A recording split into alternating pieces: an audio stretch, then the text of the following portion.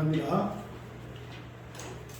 디모데전서 1장 4절 1절만 읽어서 신화와 끝없는 족보야 참음심 알게 하려 합니다. 이런 것은 믿음 안에 있는 하나님의 경륜을 이름보다 도리어 변론을 내는 것이라. 408장 찬송.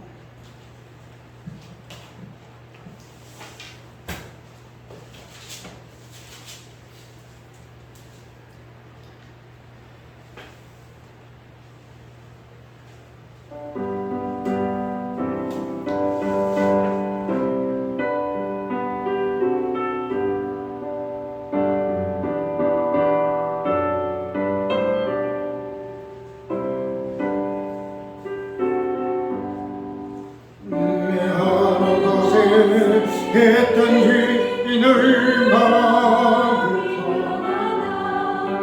주 예수 주신 평안한 세상 나의 마음속 거기는 나의 마음속이 늘 평안해 악한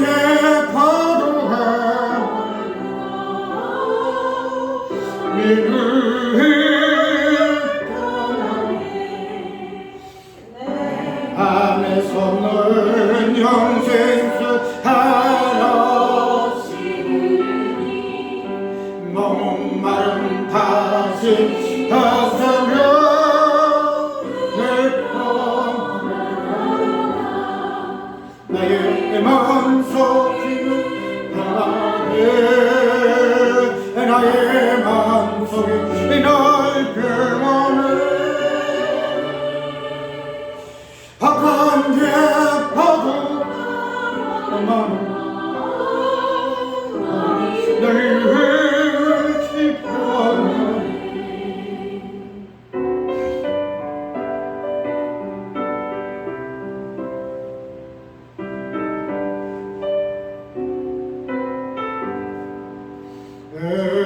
대신 주의 사랑을 내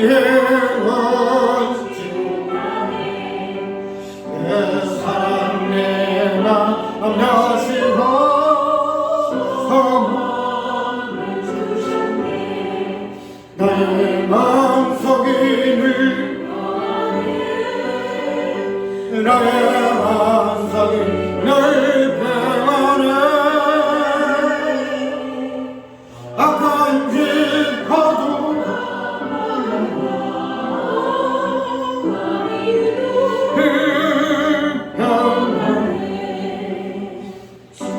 예수가 고난을 위해 몸소 당했나 주 함께 고난 받으며 늘 바라겠네 나의 마음속에 늘 나의 마음속에 늘 평안해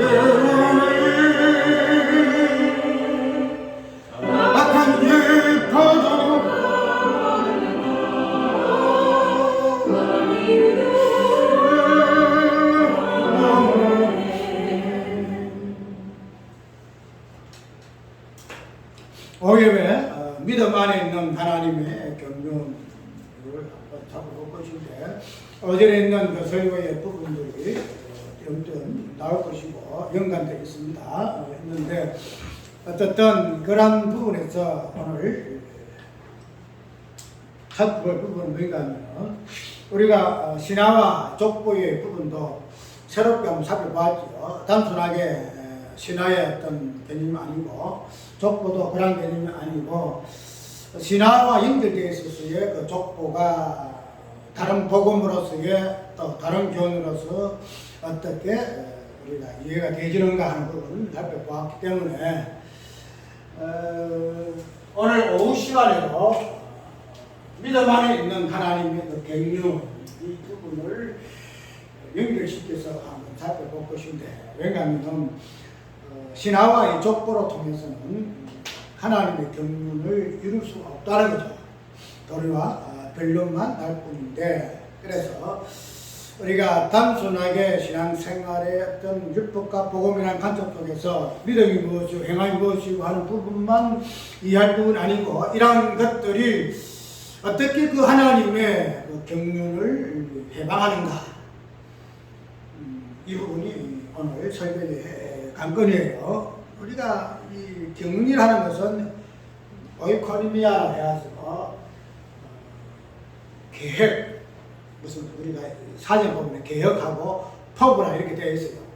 무슨 우리 개혁 사잖아요. 그 내가 뭐 마음에 품고 있는 소망, 포부 이런 것인데, 이것을 우리가 하나님의 어떤 일하시면서 보게 되면 구속하심, 당인의 접속을 구속하심에 대한 하나님의 그 일하심, 그것을 우리가 경륜이라. 그리고 경륜을 이야기할 때에 또 다스림이 있죠. 예정, 선리, 경륜, 이런 것들 전부 다 하나님의 어떤 구속하심에 대해서의 일하시는 어떤 다양한 설명들이죠. 오늘 본문 속에서 나와 있는 그 하나님의 그 경륜, 이 부분이 아까 연결대로 보통 하나님의 그 일하심이라는 그 전체적인 부분에서 우리가 다양한 그 형태로서의 그 하나님의 행위를 우리가 살펴보고, 그런 부분에서 하나님의 경륜이다 이렇게 설명했는데, 이 경륜이라는 뜻은 1차적으로 우리가 유효했던 부분은 뭔가 하면 창조 후의 세계에서의 하나님의 구속하심 그 일하심을 그런 경륜이라, 계획이라, 섭리라는 관점에서 한번 살펴보았다는 거죠. 그런데 내가 누차 이야기를 하지만은 하나님의 그 일하심이라는 것은 어떤 겉으로 드러나는 외형적인 모습에서 일하심에서의 일하심은 단순하게 눈에 보이는 현상으로서의 일하심이지만, 그러나 하나님의 그 행하심, 그 일하심은 눈에 보지 아니하는 그 본질적인 부분에서 우리가 하나님의 일하심 무엇이고 행하심 무엇이고, 그렇게 되면은 하나님의 경륜이라는 것도 그런 관점에서 1차적으로 해석을 해내야 한다는 거죠. 그렇지 아니하고 창조 후의 세계에 하나님의 일하심, 구속하심, 계획들을 살펴보게 되게 되면은 아까 이야기한 대로 항상 변형이 되죠. 변형이. 왜? 우리 눈에 보이는 현상이라는 것은 눈에 보지 아니하는 것들을 근본으로 하고 있어서 뿌리를 받으면 괜찮은데, 그것이 없게 되게 되면은 눈에 보이는 현상이 근본이기 때문에 현상이라는 것이 자꾸 변하거든요. 무슨 현상, 시간에 따라서 환경과 조건에 따라서 뭐 어떤 다양한 부분을 해가지고 변형되어지는 것이, 그렇기 때문에 우리가 하서 본문을 해석할 때에 창조 후의 세계에서의 그 부분만 해석하게 되게 되면 문제가 굉장히 많다는 거죠. 우리가 성경에 이런 말이 있잖아요. 사도바울이가 삼천층 올라갔어요. 삼천층 올라갔는데 올라가 보니까 너무 그냥 시비하거든. 시비해가지고 말 잘하잖아요. 사도바울 말 잘하거든. 말 잘하고 거의 잘 써요. 아무튼 별리사예요. 그런 사도 바울도 자기가 말로 표현을 못해. 어떻게 표현해야 될지 삼천층 그 내용을. 그리고 단순하게 삼천층을 이야기하면 우리 입장에서 보지 아니하는 세계, 영적 세계, 그 부분을 우리가 보통 이해해서 그거는 맞아, 우리가 이해할 수 없는 그런 세계야 이렇게 하지만은, 그 삼천층의 그 개념 자체가 하나님 본질을 이야기하는 하나님 본질, 하나님의 성부 되신 성자 되신 성령 하나님 그 대해서 이야기하기 때문에 그거는 이 땅에 있는 언어로서는 이해를 못하는 거다. 단순하게 뭐 천국에 12 진주문이 있고 12 달달이 뭐 열매에 맺히고 뭐 유리바다가 있고 뭐 해서 그냥 희한칼랄한 그런 것들을 통해서 내가 도저히 설명 못하겠다 이런 것이 아니고, 하나님이 어떠하실 보니까 도저히 그 이해가 안 되는 거죠. 이 세상 언어와 이 세상의 이해를 가지고서는 도저히 안 되기 때문에 바울은 그래서 나 일단 넣을 거야. 그런데 우리가 그런 부분에서 사도 바울이 닫은 이유가 뭔가요? 그냥 행할 수 없어서 요새할 그 언어 자체에 의력이 없어서 그런 게 아니고, 그걸 통해서 뭐가 돼? 오해할까봐. 내가 이 말을 하게 되면은 그 사람이 받아듣는 부분에서 그냥 서로가 어느 쪽으로 뭐 소통이 돼가지고 막 툭 하면은 뭐 담당 놈이 도박 들어서 딱 이해하면 되는데 그게 안 되거든. 그래 아들이 되면은 별 상상이 나와가지고 희한한 해석이 나온다는 거야. 그래서 베드로가 그랬잖아. 사도 바울의 어떤 그 사상은 이해하기 힘들다. 그렇지만은 정리를 안 했거든. 우리가 모르는 것이 있다. 그런 것만 1차 인정을 하고 그걸 가지고 틀린 그런 소리 안 했다는 거야. 그러니까 바울이가 함정적인 비밀을 말하지 않은 이유도 그게 참 그 하나님께서 계시를 봐주는 이 부분은 고난의 어떤 비밀, 자기 어떤 그 눈에 가시의 이 부분들을 어떻게 하나님께서 의미 가운데서 이 부분을 다스리고 승리에 일해 나가시는가 부분들을 보여주는 부분으로서 있지만은, 그런 부분들이 하나님의 그 어떠한 본질에 대한 내용이기 때문에 말로 표현할 수 없는데, 또 이렇게 표현하게 되더라도 이 자체가 이해한계점. 그 이해의 도를 넘어서기 때문에 혹시나 무슨 또 잘못 오르된 해석이 나올까봐 그냥 막 딱 이렇게 침묵하는 거란 말이야. 자, 그런 부분에 있어서 우리가 상파할 부분은 상파해야 될 것인데, 역으로 말할 것 같으면은 그렇게 하니까 창세 전의 세계는 이야기 못 하는 거야. 이 세계는 왜? 창세적인 세계는 우리 눈으로 보지 않는 하나의 환상적인 세계이기 때문에 우리가 말하는 사항에 따라서, 듣는 사람의 어떤 사항에 따라서 다양하게 해석이 되기 때문에 오해의 여지가 굉장히 많다는 거죠. 그래서 그런 부분이 창조 후의 세계에서의 어떤 현상을 가지고 이야기를 하다 보니까 현상에서 나타난 현상에서의 해석 자체로서만 한계가 있다는 거야. 그거는 근원적인 부분을 표현을 못 해내요. 근원적인 부분을. 그래서 오늘날의 신학이라든지 성경에서 한계점이 여기 있는데, 우리가 참 그 부분들이 이제는 좀 쳤어. 이 부분이 오해되는 부분이 있고 이해되지 못하는 부분이 있다 할지라도 이제는 때가 다 됐잖아.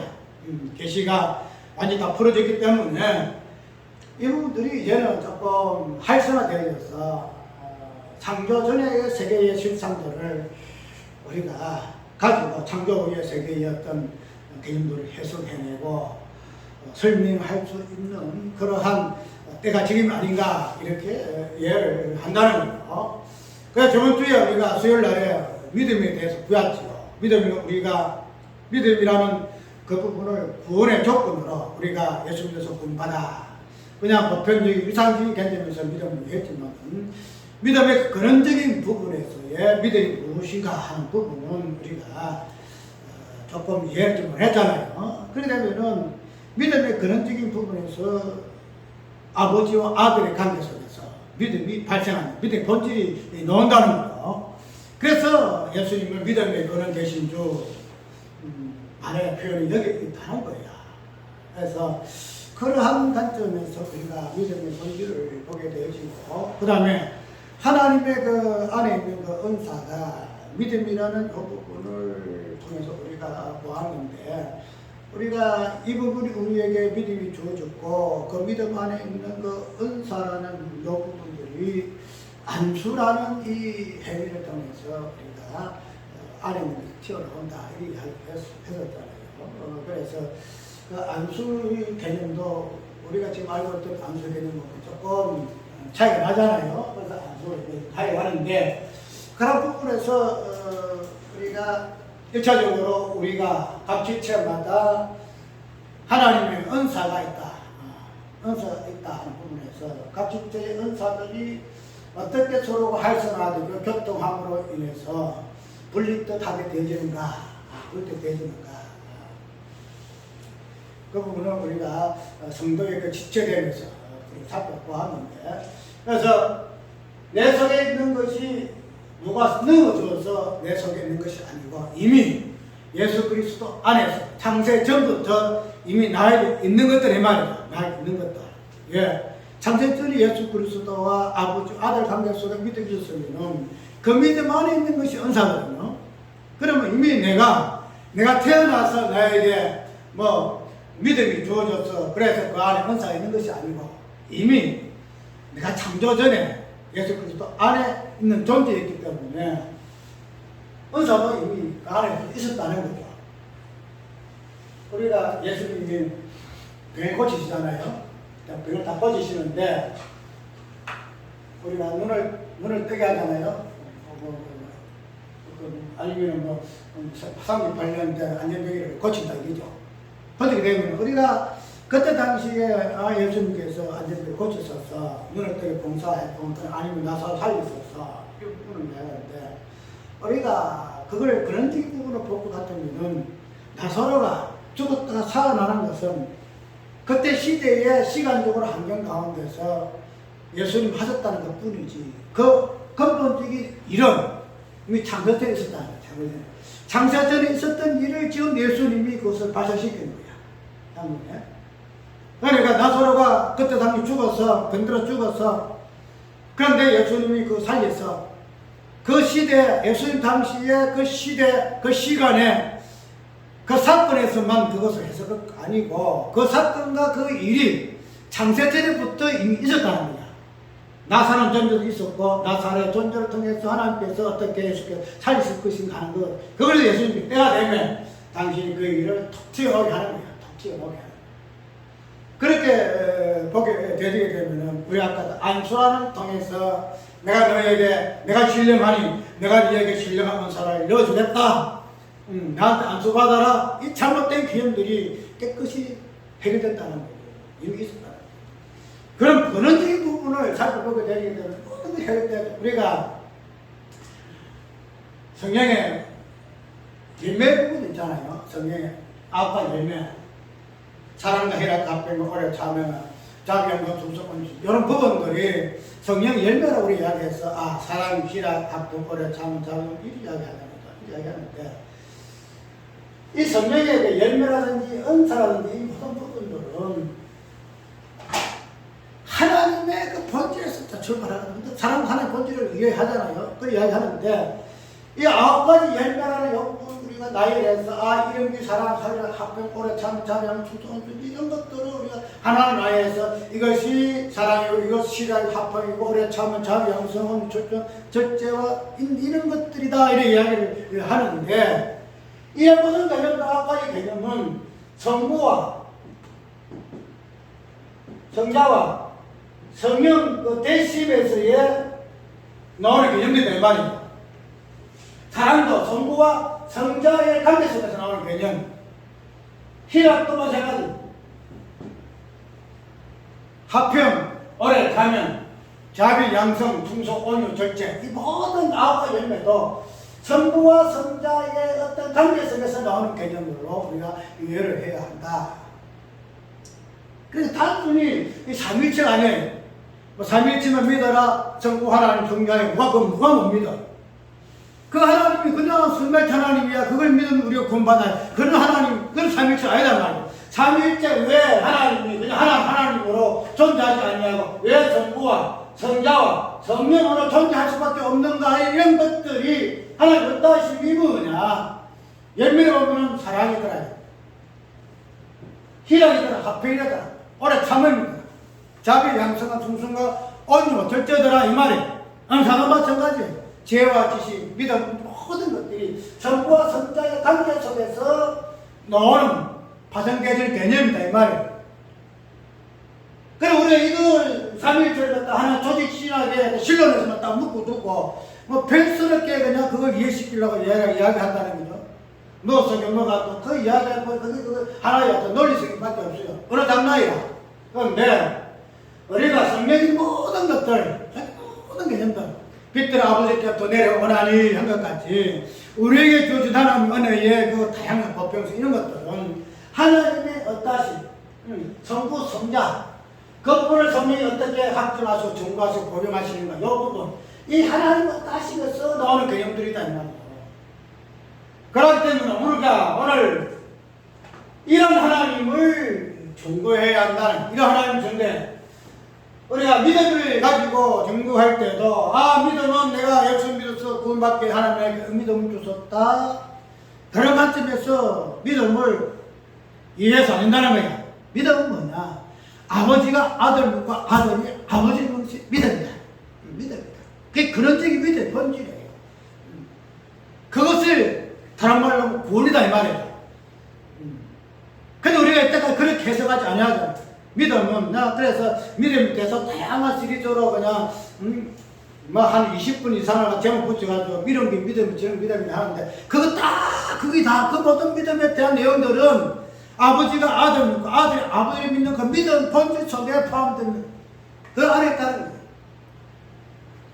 그래서 믿음을 통해서도 성부 성자 하나님 성령 하나님을 증거해야 한다는 거예요. 왜 성부 하나님인가? 왜 성부 하나님인가? 왜 성령 하나님이신가?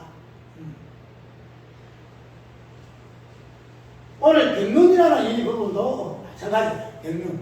아까 양면이라 경륜은 섭리와 애정이라는 이런 군사들에서 우리가 이해하는 하나님의 그 다양한 그 행동태를 설명하는 부분으로서 애정을 이해하고 섭리를 이야기하고 작정을 이야기하고 경륜을 이야기한다는 거예요. 그런데 이런 창세 후에 하나님 일하시면서의 다양한 어떤 의미로서 경륜을 이야기한 보다 경륜은 어디 있다 그랬죠? 믿음 안에 있다. 여기 믿음 안에 있다는 거예요.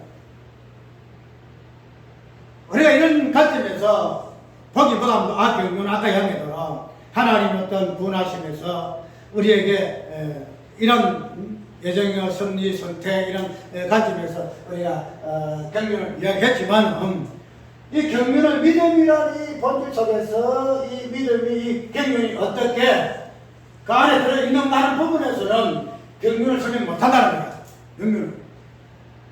믿음은 믿음이고 경륜은 경륜이고 경륜은 하나님의 구속하심에 대한 다양한 내용을 설명하는 그런 언어이기 때문에 믿음이라는 이 부분에서 우리가 이야기를 잘 안 하잖아요. 이걸 잘 안 지키잖아요. 그냥 믿음은 구원이라는 이 부분에서 믿음대로 경륜은 경륜대로 이야기하지만 오늘 본문 속에서 사도 바울이가 이야기하기로는 경륜은 믿음 안에 있다. 믿음 안에 있는 하나님의 경륜으로 이렇게 이야기를 한다는 거예요. 그렇게 되면 경륜의 본질적인 부분은 무엇으로?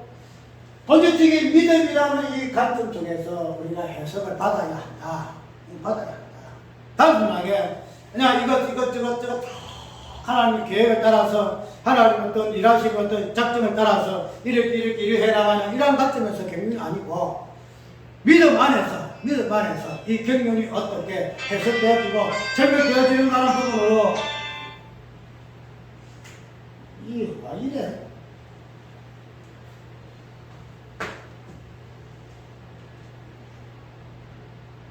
예배 시간이에요. 됐네요. 그랬잖아.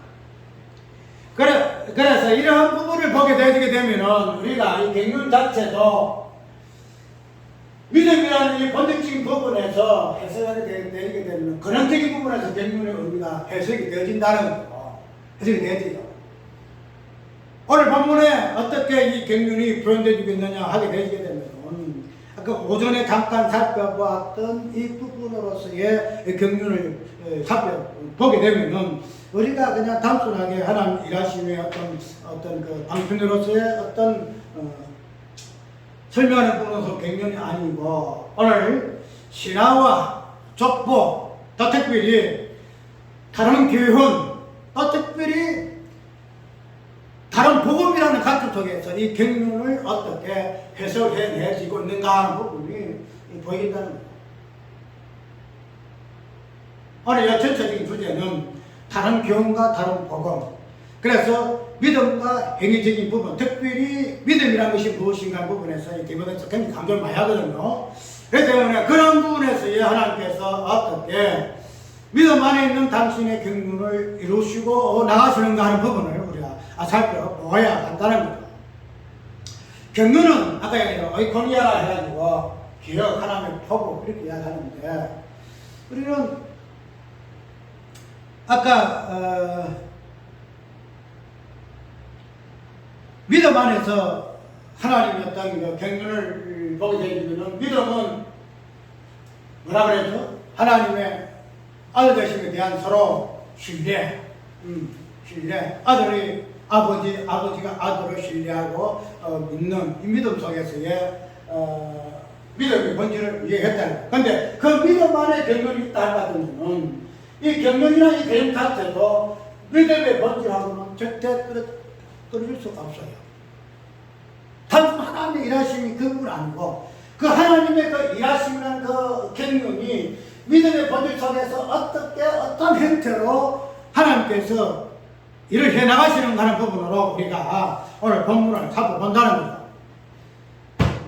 믿음이 하나님의 아들 되심에 대한 서로가 신뢰, 믿음을 믿음이라 이렇게 이해를 했다 하면 경륜이라는 것은 하나님의 그 작정하신 이루시는 일하신 모습이거든요. 그렇기 때문에 경륜은 믿음의 본질이 하나님의 아들 되심에 대한 내용 같으면 경륜이 뭐가 하면은 하나님의 아들 되심에 대한 그 부분을 이루어 나가시는 것을 우리는 경륜이라 이렇게 이해를 한다는 겁니다. 그래서 우리가 구두사진 같은에서는 우리의 본론으로 다양하게 설명을 해내주고 있는데 이 경륜의 하나님의 어떤 일하심의 어떤 부분에서의 그 경륜의 본질의 의미는 하나님의 그 아들 되심을 어떻게 당신이 이루어 나가시는가, 그 아들 되심을 어떻게 만들어 나가시는가, 이 부분에서 경륜을 이해를 할 수가 있다는 것이 오늘 본문 속에 나오는 하나님의 경륜에 대한 내용으로 우리가 이해를 할 수가 있다는 거죠. 그렇기 때문에 이 하나님의 경륜의 어떤 그 본질의 의미에서는 믿음의 어떤 그 본질 대질은 그 하나님의 그 아들 되심에 어떻게 당신이 성부 하나님이 성자 하나님의 아들 되심으로 일을 행하실 때에 그 이루어 나가는 것. 쉽게 말해서 성부 하나님이 성자 되심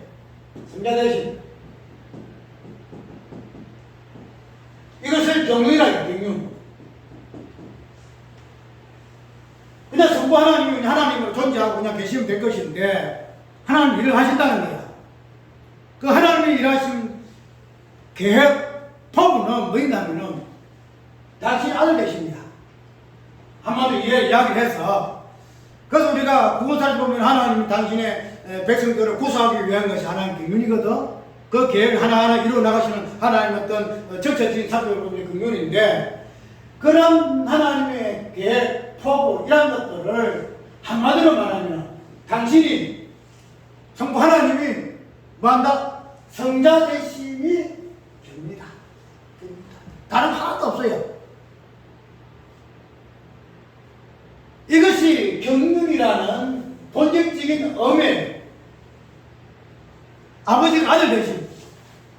그냥 아버지가 하나님으로 존재하고 계시면 그냥 끝인데 아니단 말이에요.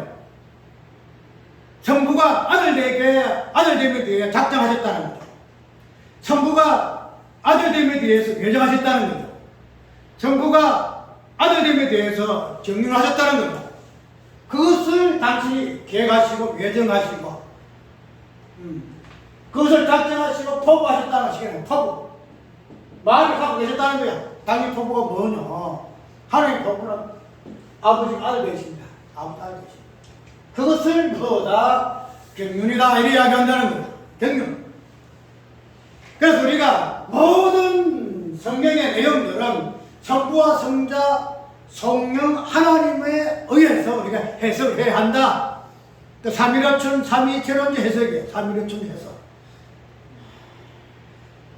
그래서 단순하게 삼위일체가 조직 신학에서만 신론에서 그치는 것이 아니고 이 자체가 신론, 재론, 인간론, 구원론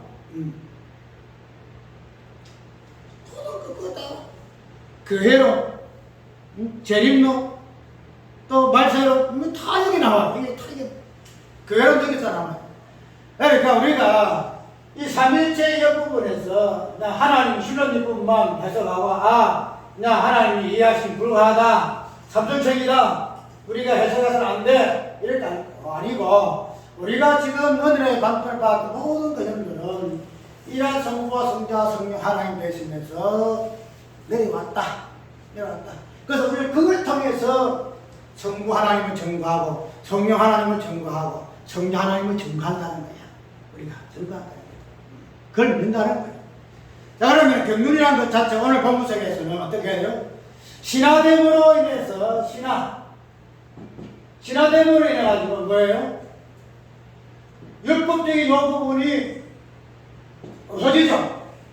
아까 이야기대로 신화는 뭐예요?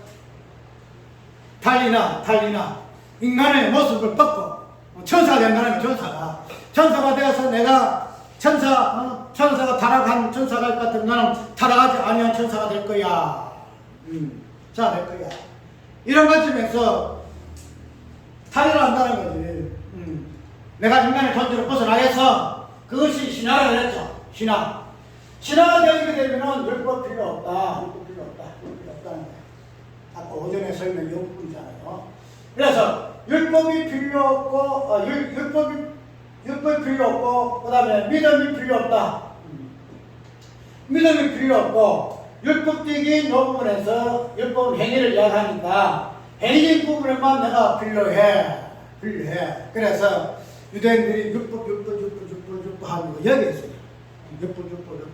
나한테 율법밖에 없어. 왜? 율법은 행위만 존재하거든. 인간 자체는 믿음이 자리지만은 행위 자체는 신만 행위할 수 있기 때문에 나는 인간 아니야. 나는 신격 존재야. 천사 같은 존재야. 그렇기 때문에 나는 믿음 필요 없고 복음 필요 없고 율법의 행위만 필요해. 이렇게 되지더라 이 말이에요. 이제 그런 부분에서 오늘 어떻게 되는가 하면은 이 자체가 뭐한다? 이 자체가 하나님의 경륜을 막탈한다. 하나님의 경륜 자체를 아예 없애버린다. 이래 이야기해요.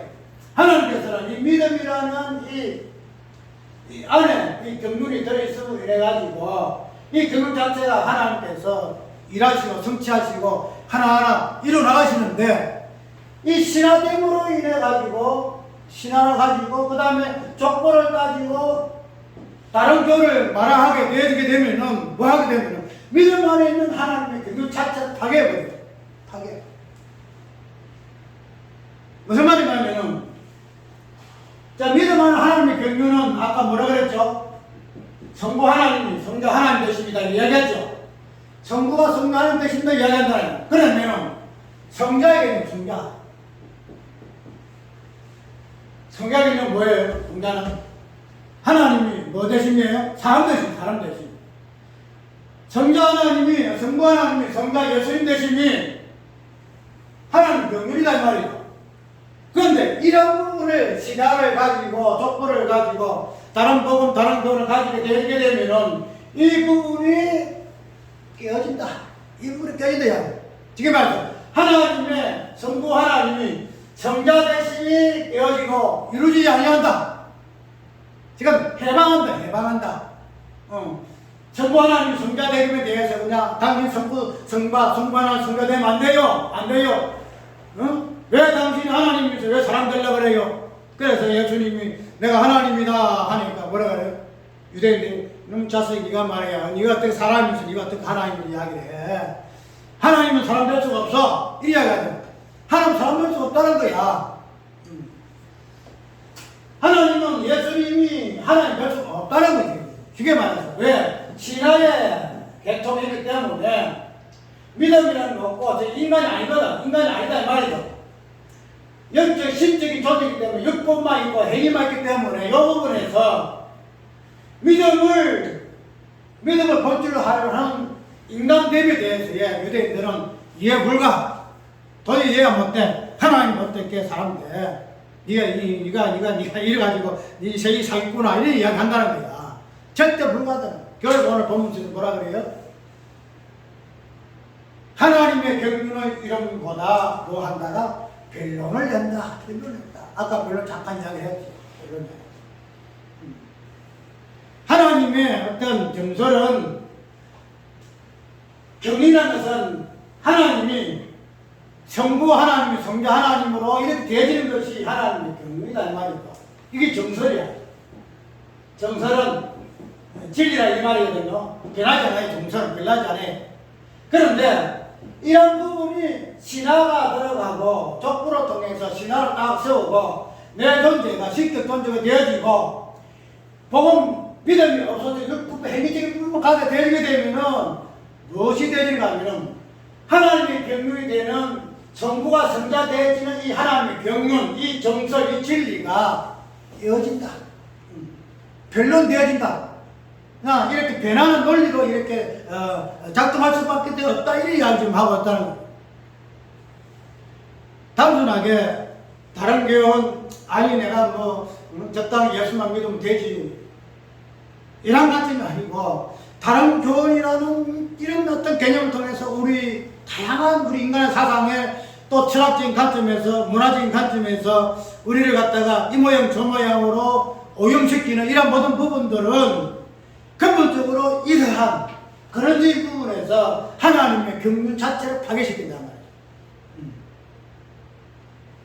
말이에요. 예를 들어